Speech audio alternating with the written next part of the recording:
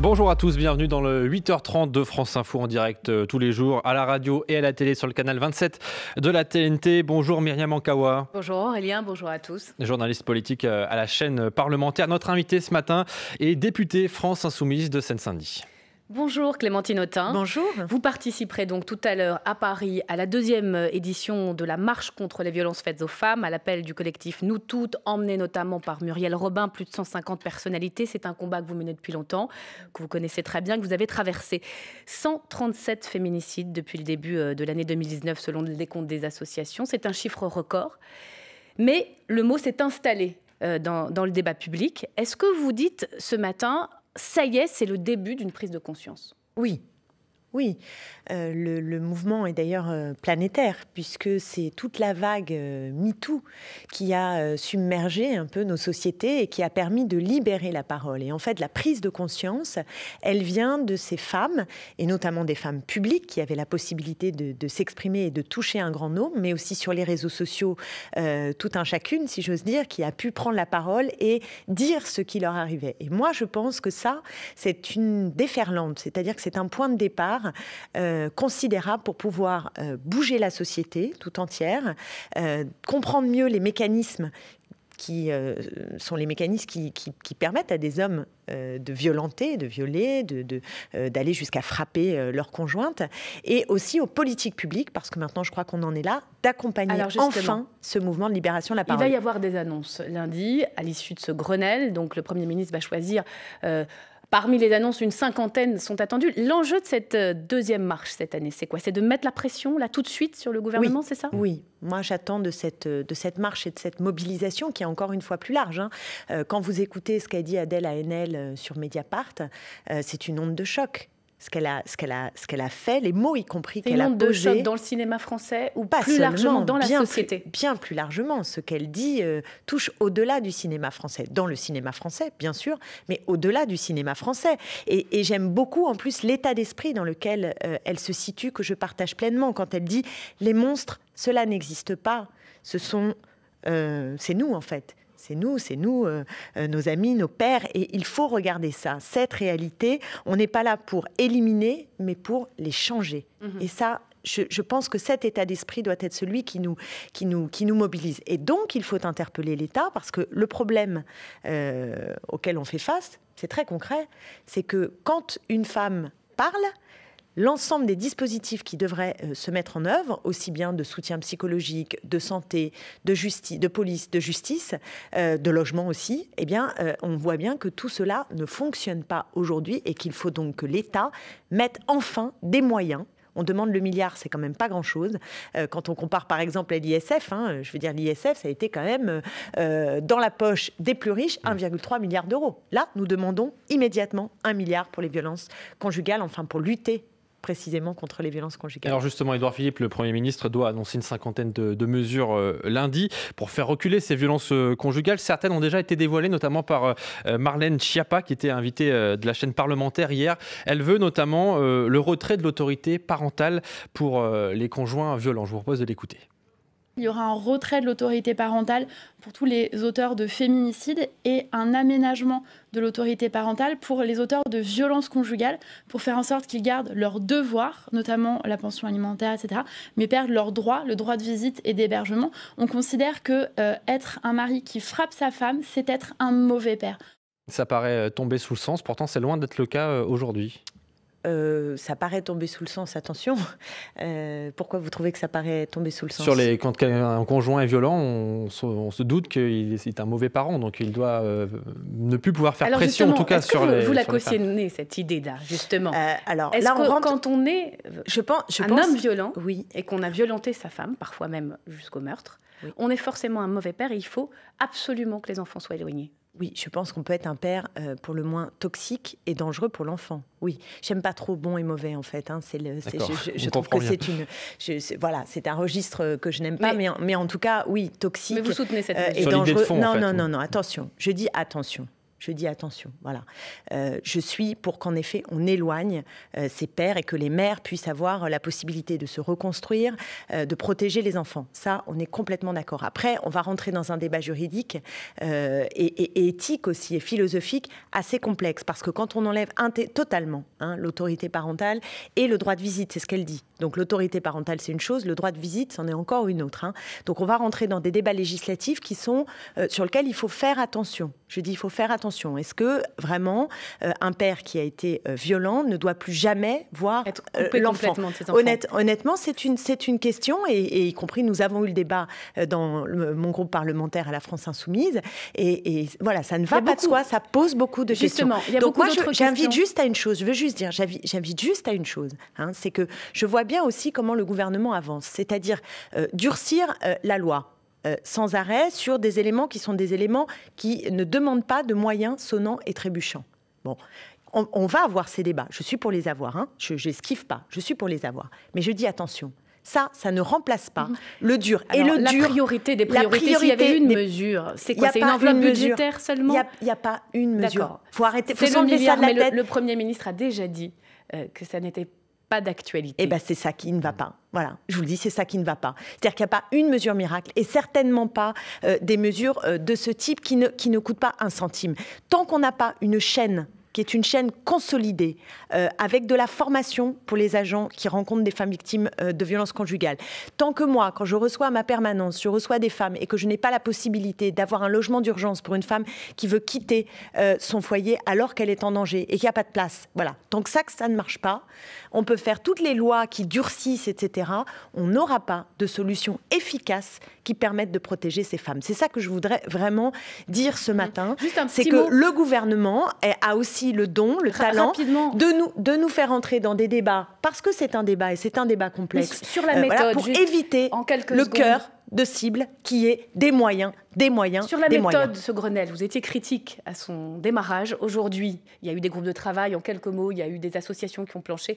Vous saluez cette idée de faire ça ? Je garde mon esprit critique pour une raison simple, c'est qu'il y a un an, moi j'ai été dans l'hémicycle pour une loi qui a d'ailleurs été votée un 1er août, je vous rappelle, dans un hémicycle vide, et puis évidemment dans un moment où les Français avaient la tête ailleurs, et on avait une loi sans aucun moyen. Ce n'était pas une loi cadre. Et maintenant, on nous promet encore qu'on va avoir ce qu'on va voir avec le Grenelle.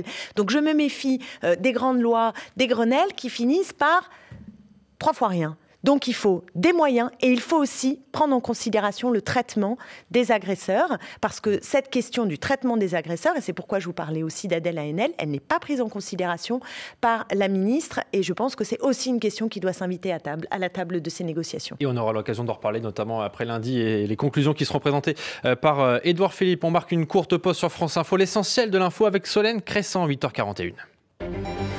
En plein épisode méditerranéen dans le sud de la France, un homme de 77 ans est porté disparu dans le Var. Il s'est approché d'un cours d'eau cette nuit, dit la préfecture. 11 départements sont en vigilance orange au vent, mais aussi aux pluies et inondations, de l'Aveyron aux Alpes-Maritimes. Dans le Var, 4 personnes ont dû être mises à l'abri après les inondations. Certains cours d'eau débordent aussi dans le Gard. Une cinquantaine d'associations et de collectifs appellent à manifester à Paris et partout en France. Des marches contre les violences faites aux femmes à 2 jours de la fin du Grenelle contre les violences conjugales lancées depuis septembre. Depuis le début de l'année, 137 femmes sont mortes sous les coups d'un conjoint ou ex-conjoint, disent les associations. Le ministère de la Santé préparait bien une opération de mois sans alcool en janvier. France Info a pu consulter une lettre qui contredit la ministre de la Santé. Elle affirmait, Agnès Buzyn, sur notre antenne, qu'aucune décision n'était prise pour ce mois de sensibilisation au risque de l'alcool. 2-0 pour le PSG face à Lille hier soir, 14e journée de Ligue 1 de football qui continue cet après-midi. Lyon reçoit Nice à 17h30 et à 20h. 5 matchs dont Angers-Nîmes ou Brest-Nantes. France Info. Et tout est plus clair. Attention au mur, le mur du 5 décembre. Voilà comment les proches du président appellent entre eux cette journée de grève contre la réforme des retraites qui va concerner de nombreuses professions. Qui fait le plein également la CFDT cheminots qui entre dans la danse, le syndicat des cadres également, la CFE-CGC. Vous-même, Clémentine Autain, c'est réjouissant d'entendre votre liste. Vous serez dans les cortèges au nom de la France Insoumise. C'est une liste objective pour l'instant. En tout cas, vous serez dans les cortèges, vous ? Bien sûr que je serai dans les cortèges. Et je me réjouis. J'ai l'impression que chaque jour, jours, il y a un nouvel appel. Les étudiants se mobilisent, les Gilets jaunes ont dit qu'ils rejoignaient, vous avez des avocats, enfin vraiment... Vous souhaitez, vous, bien la sûr, convergence de tous les mécontents, de toutes les luttes? C'est la place du politique d'aller le 5 décembre dans la rue sur une grève, sur les retraites, sur les régimes spéciaux? Je l'ai toujours fait en novembre-décembre 1995. Vous voyez, il y a un petit parfum là, novembre-décembre 95. Je me souviens que nous étions dans la rue et j'étais dans la rue. Je suis aujourd'hui une élue de la République. Je siège à l'Assemblée nationale et je serai bien sûr dans la rue. Et je pense que c'est aussi notre place d'être dans la rue. La France de 2019, après, ce n'est pas seulement notre place. C'est pas celle de 95. On le voit dans l'opinion. Non, vous avez raison. La situation sociale s'est détériorée considérablement et les menaces sur nos retraites sont infiniment plus dangereuses. Donc, nous avons des raisons supplémentaires d'être dans la rue et d'empêcher ce gouvernement de casser les retraites et de faire en sorte que, tout simplement, nous travaillons plus pour gagner moins et pour nous enlever aussi un temps de vie qui est un temps de vie important, entre 60 et 65 ans. On sait que ce sont les meilleures années de la retraite et ce gouvernement avance vraiment à grands pas pour casser notre système. Justement, et on se demande pourquoi. Des régimes spéciaux, et on se demande vraiment pourquoi. Emmanuel Macron, il a clairement durci le ton à Amiens en affirmant d'abord que finalement la réforme va s'appliquer dès le vote de la loi et il renvoie clairement les grévistes dans le camp des corporatistes. On va l'écouter, c'était lors de sa conférence de presse dans sa ville natale hier. Vous constaterez avec moi que le 5 décembre est quelque chose d'étrange. Il va y avoir donc une mobilisation massive contre une réforme dont on ne connaît pas les termes exacts. Ce qui est vrai. C'est simplement parce que cette mobilisation est avant tout la mobilisation de salariés d'entreprises qui relèvent des régimes spéciaux. Donc c'est une mobilisation contre la fin des régimes spéciaux. Quelle provocation. Quelle provocation, vous Oui, dites ? je trouve que son propos est plutôt une invitation à les manifester. D'abord, il y a un espèce de débat sur on connaît ou on ne connaît pas la réforme. Il ne peut pas dire on ne connaît pas la réforme et dans le même temps, un petit peu plus loin ou avant, dans ce même discours, il nous dit j'ai été élu pour faire cette réforme. Alors il faut s'entendre. Bon, s'il a été élu pour faire cette réforme, moi je pense que nous connaissons... On ne connaît pas encore les modalités. Le détail, voilà. Mais nous savons, nous savons la logique. Avec les citoyens, il y a du dialogue social avec les syndicats. Nous connaissons l'état d'esprit du gouvernement. Ce qu'il veut faire, c'est une retraite par points. Et ce qu'il veut faire, c'est allonger la durée de travail. Pour vous, il n'y a aucune injustice aujourd'hui sur les régimes spéciaux. Ce sont des régimes qui ont été négociés avant-guerre. Les métiers ont changé. On peut en citer. Il y a des pilotes de ligne qui peuvent partir autour de 50 ans. Vous savez combien ça représente par rapport à la masse des retraités. Vous savez combien ça représente, ça ? Mais ça existe, ces 42 régimes. Est-ce que pour vous, il ne faut rien toucher ? Il n'y a pas de problème moi, je ne dis pas qu'il ne faut rien toucher. Je dis sur les régimes spéciaux. Je dis juste qu'on ne part pas des régimes spéciaux qui doivent représenter en gros 3% des personnes salariées, enfin la retraite de 3% des salariés. On ne va pas toucher à l'ensemble du régime des retraites au nom de 3% qu'il faudrait peut-être modifier dans certains cas et encore. Mais ce sont eux qui se mobilisent pour l'instant. Non, mais vous racontez n'importe quoi. Pour l'instant, le gros d'abord, des troupes, il y a des raisons. Oui, mais prenez les cheminots. Oui, mais les cheminots, il y a des raisons. Il y a des raisons pour lesquelles la question de la pénibilité, je sais bien que le gouvernement, et en particulier le président de la République, a plus grand mépris sur la pénibilité, puisqu'il dit « je n'aime pas ce mot ». Comment ça, il n'aime pas ce mot ? Parce qu'il ne voit pas cette réalité de la pénibilité. Donc je suis... Le gouvernement a aussi dit qu'il prendrait en compte la pénibilité, justement, dans la grande réforme. Vous avez l'air de bien défendre le gouvernement, mais je vous dis ce que j'en pense. Et que je pense je fais l'avocat du diable. Oui. Bah, du diable, c'est le bon mot. mais en tout cas, ce que je crois, c'est que là, on a un autre défi qui devrait être sur la table, qui est celui du partage de la richesse et du partage des temps de travail.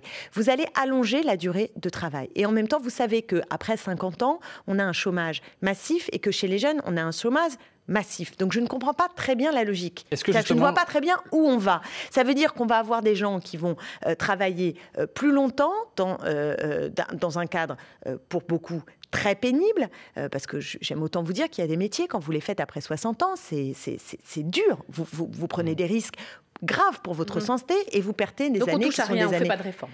Mais pas cette réforme. Moi, je suis pour une réforme. On a vu que le régime était en déficit, au moins 10 milliards d'euros. Non, c'est faux. C'est le corps, le comité d'orientation des retraites. Oui, bien sûr. Prenez le résultat du corps comme pour argent comptant. Vous ne je faites le pas conteste. Confiance. Non, je le conteste parce qu'en fait, d'abord, il y a des réserves aujourd'hui qui sont importantes. C'est 127 milliards de réserves. Donc, on n'est pas au bord du gouffre dans une obligation de réformer. Ça, c'est la première chose. Et la deuxième, c'est qu'il se projette comme s'il n'y avait aucun changement. Or, les changements qu'il faut apporter, c'est la relance par l'activité, c'est le partage du temps de travail, c'est-à-dire la réduction du temps de travail. Ça, ce sont des réformes qui nous permettraient réellement d'avancer.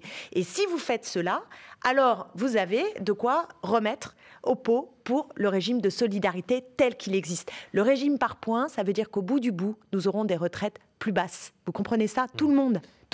Donc, au nom d'un tout petit bout de régimes spéciaux, et encore, il faudrait discuter. Moi, je ne suis pas pour les toucher, même si peut-être certains dans le détail, mais bon, voilà. Mais en tout cas, certainement pas pour modifier l'ensemble du système de retraite et le mettre par point, baisser les pensions et travailler plus longtemps. Ça, c'est hors de question. Et heureusement que les Français relèvent la tête pour dire non à cette contre-réforme. Pour revenir un instant sur le propos d'Emmanuel Macron hier à Amiens, est-ce qu'il joue, selon vous, l'opinion contre la rue, très clairement, là ? Écoutez, j'ai l'impression que si l'on demande aux Français s'ils ont vraiment envie de ce changement, vous allez voir que quand il y aura le débat... En tout cas, je parle des grévistes, c'est-à-dire la SNCF, la RATP, voilà, c'est clairement ce qu'il a dit. Mais ça, il le fait tout le temps. Il l'a fait avec les Gilets jaunes, sans arrêt. Et je trouve que, de ce point de vue, il n'est pas le garant d'un bon fonctionnement démocratique. C'est-à-dire que penser qu'on peut avancer quand on gouverne contre les mobilisations, en insultant et en méprisant celles et ceux qui veulent du changement, celles et ceux qui le critiquent, ça, je pense que c'est assez dangereux pour la démocratie. Alors, on vous a entendu donc sur les retraites. En tout cas, c'est pas la bonne réforme. Les pensions vont diminuer et il va y avoir... faudrait mieux, au fond, réduire le temps de travail. Je voudrais qu'on dise un tout petit mot rapidement sur une autre manifestation qui a lieu aujourd'hui, cet après-midi, dans le Nord à Valenciennes. Marche de soutien à Manuel, 41 ans, gravement blessé à l'œil samedi dernier. On a vu évidemment les images sur la place d'Italie. Les images ne montrent pas qu'il s'agit d'une violence policière, mais il n'y a pas de doute. Est-ce que c'est le blessé de trop ? Il y a toujours trop de blessés, donc à chaque blessé, j'ai envie de dire c'est le blessé de trop, parce que là, il faut quand même se rendre compte qu'il y a plus de 24 personnes qui ont perdu un œil et un nombre de blessés considérable. En quelques mois, en France, les forces de police ont blessé autant qu'en 20 ans de manifestation. C'est quand même considérable. Donc oui, il y a un problème. À l'évidence, il y a un problème. Et les images de la scène où on voit Manuel qui est tranquillement en train de discuter sur la place, et d'un seul coup, paf, il reçoit cette balle. C'est d'une violence incroyable, absolument incroyable. Bien sûr. Mais plus rapide de la réaction judiciaire. Nous n'avons cessé au Parlement, en commission, d'interpeller le gouvernement pour dire ça suffit, les balles de LBD, encore pire, vous savez, les fameuses GLI F4 qui sont tout simplement des armes de guerre, des grenades, mais ce sont des armes de guerre. La France a été épinglée par l'ONU, mais épinglée aussi par le Conseil de l'Europe pour justement ces méthodes qui sont des méthodes qui ne permettent pas d'apaiser la situation. Or, il y a d'autres méthodes possibles pour apaiser. Et en plus, on met sous tension les policiers qui, eux aussi, finissent par être blessés et qui sont, eux aussi, en burn-out. Donc, je pense que la situation est assez dramatique. Et oui, il faut manifester contre les violences policières, pour la justice, tout simplement, et pour apaiser aussi, pour que les policiers puissent vivre...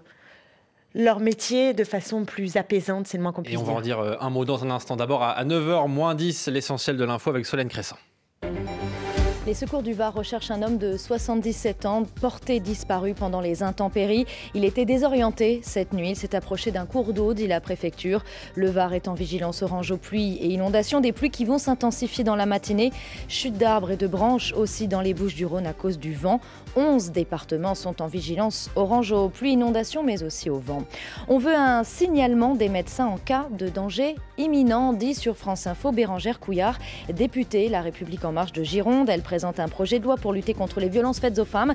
Des milliers de personnes sont attendues aujourd'hui à Lille, Bordeaux, Toulouse ou Paris pour dénoncer ces violences.